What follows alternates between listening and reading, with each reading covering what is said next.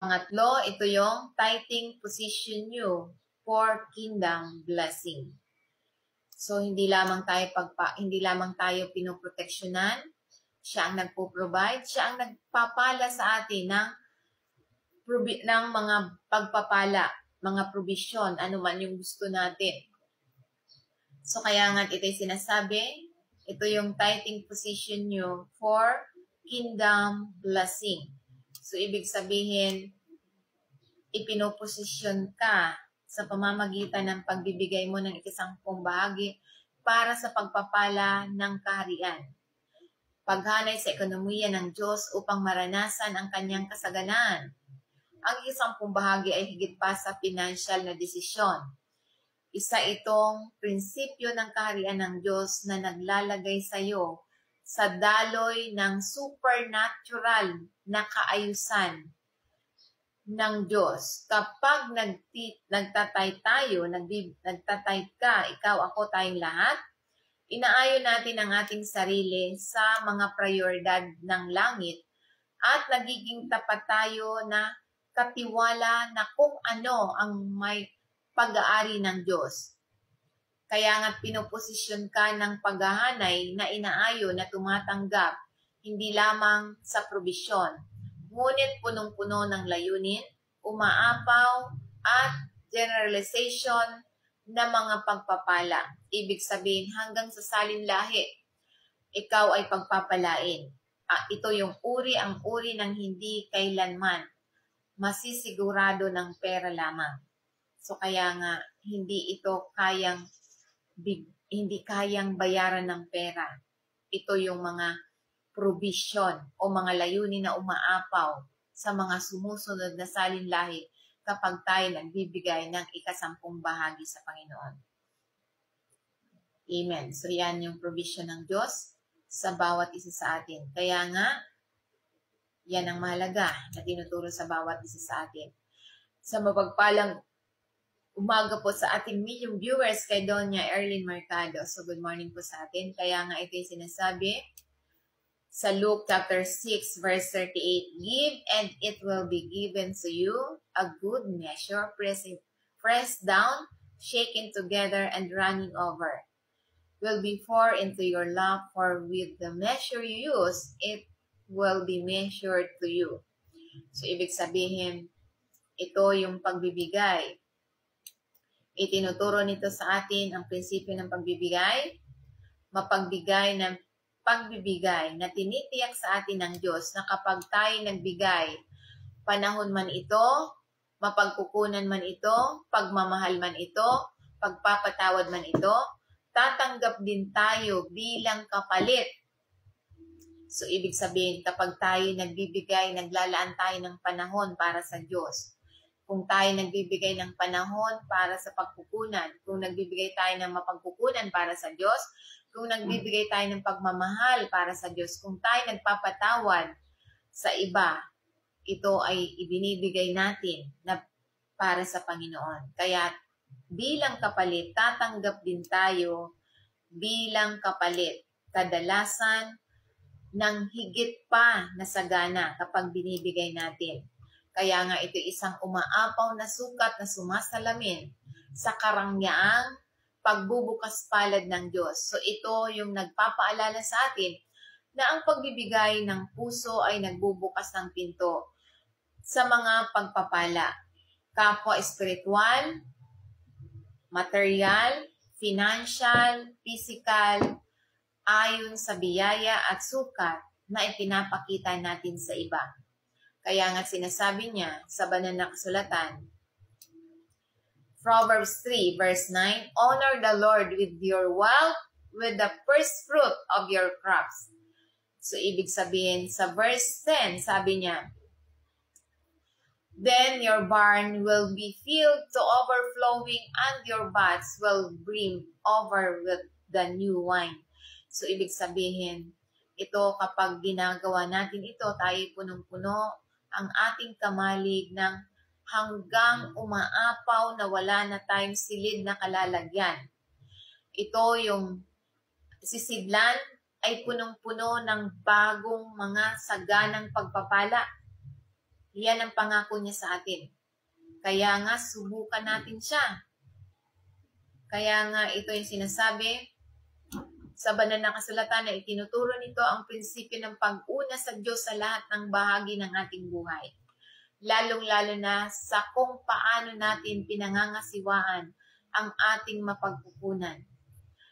Ang pagpaparangal sa Diyos sa una at pinakamaganda kung ano ang mayroon tayo ay isang gawa ng pagsamba at pagtitiwala.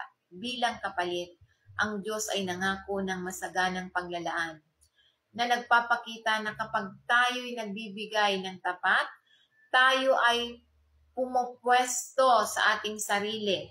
So tayo yung pumupwesto sa ating sarili kung ano ang tatanggapin nating pagpapala dahil sa ating tapat na pagbibigay. So kung hindi tayo nagbibigay, so hindi natin pinipwesto ang ating sarili sa mga pagpapala.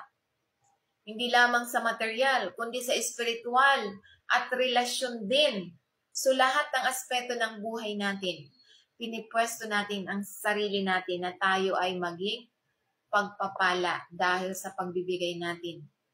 Dahil ang ikasampung bahagi, hindi ito buwis, hindi ito tax.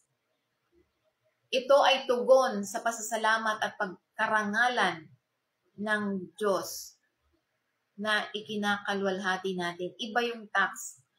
Ang tax ay mas malaki pa nga ang tax, di ba? 20% ang tax. So, ang ikasampung bahagi, ito ay para sa Panginoon.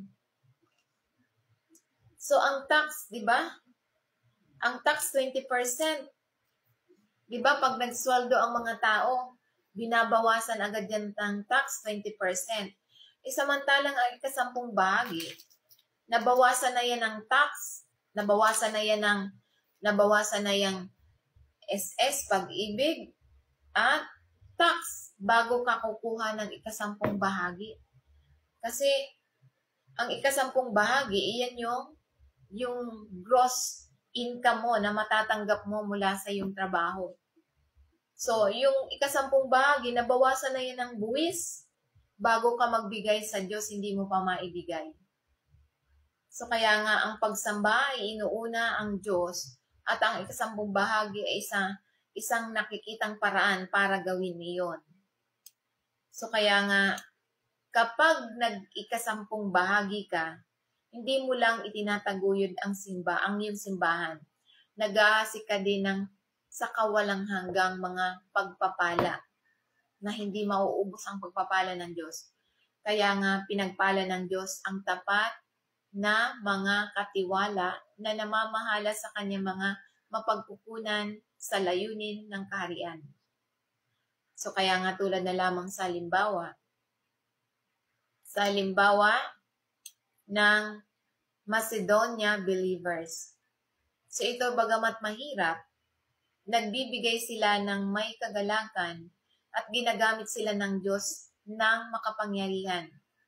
So kaya nga't mababasa natin ito, nagbibigay mula sa kahirapan dahil ibinigay mula nila sa kanilang sariling Panginoon.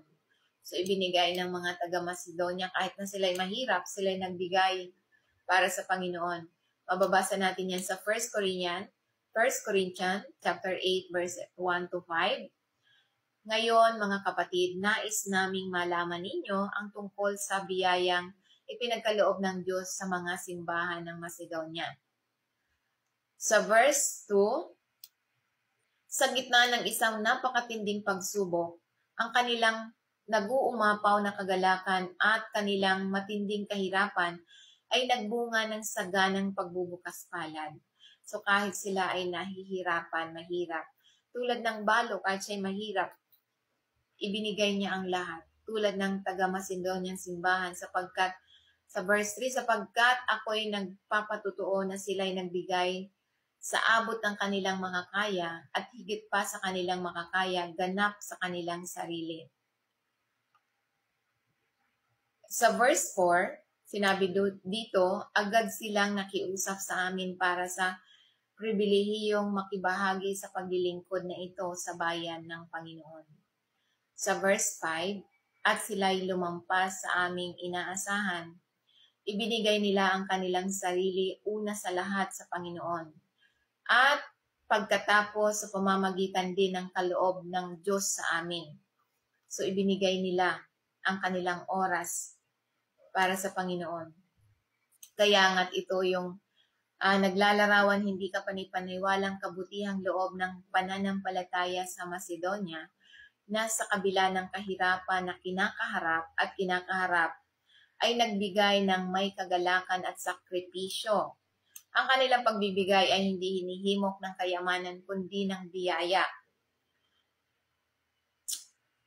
Ito yung isang pasanin, hindi ito pasanin. So kaya nga biyaya at debosyon sa Diyos, nakikita nilang ang pagbibigay bilang privilege or pribilehiyo, hindi ito isang pasanin. Kaya nga tinahamon tayo bilang mga halimbawa na nagbibigay hindi lamang sa material, kundi ihandog muna ang ating sarili sa Panginoon. Ibig sabihin, isuko natin ang ating sarili sa Panginoon, magpakumbaba tayo. Ang ating sarili, ang ating oras, na tayo nagtitiwala sa pamamagitan niya, tayo ng buo para sa kanyang mga layunin. So, ibig sabihin, kapag tayo nagbibigay ng ikasampung bahagi, pati na yung ating sarili, ibigay natin sa Panginoon ng buong buo. Ibig sabihin, yung pagsamba natin, dapat hindi natin binabawasan. Hindi dapat tayo nalilate. Lahat ng gawain sa Panginoon, dapat ibinibigay natin ang ating sarili bilang handog. Kaya nga ito yung mahalaga, tulad ng banal na sinasabi sa ito yung tithing be the key to God's provision. So ito yung ang ikasampung bahagi, ito yung susi para sa paglalaan ng Diyos sa bawat isa sa atin. So kaya nga mahalaga yung mga tatlong pangunahing dapat nating tandaan. So kaya nga ito yung ating pagninilay-nilayang katanungan. Pagnilay-nilayan natin ang katanungan ito.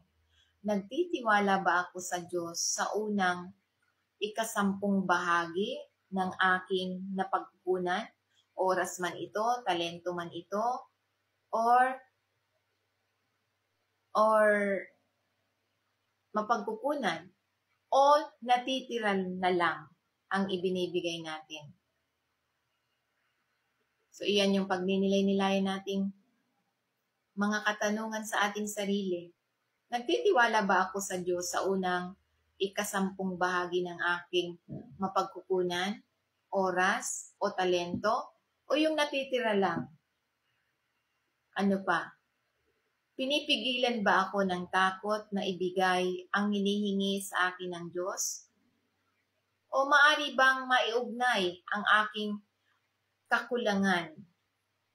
kakulangan sa pananalapi sa hindi pagsunod? Maari, posible. Yan ang pangako ng Diyos eh. So, kapag nagkulang sa pananalapi ang kanyang tao o ang kanyang mananampalataya, nagkukulang yun. So, dahil ang pangako ng Diyos, kapag ibinibigay natin sa Kanya, hindi tayo magkukulang. Kung nagkulang ka, hindi ka sumusunod. So, yan yung dapat nating pagnilayan. Maari bang maiugnay ang aking kakulangan sa pananalapi sa hindi pagsunod? Talagang maiugnay. Dahil ang pangako ng Diyos, kapag tayo ay nagbibigay, sumusunod, hindi tayo magkukulang. Kung nagkulang ka, dahil hindi ka sumusunod. So, maiugnay mo talaga yun. So, kaya nga, iyan yung mensahe ng banal na kasulatan na tithing be the key to God's provision. So, ang ikasampung bahagi ay ito yung isang susi sa mga paglalaan ng Diyos sa bawat isa sa atin. Kaya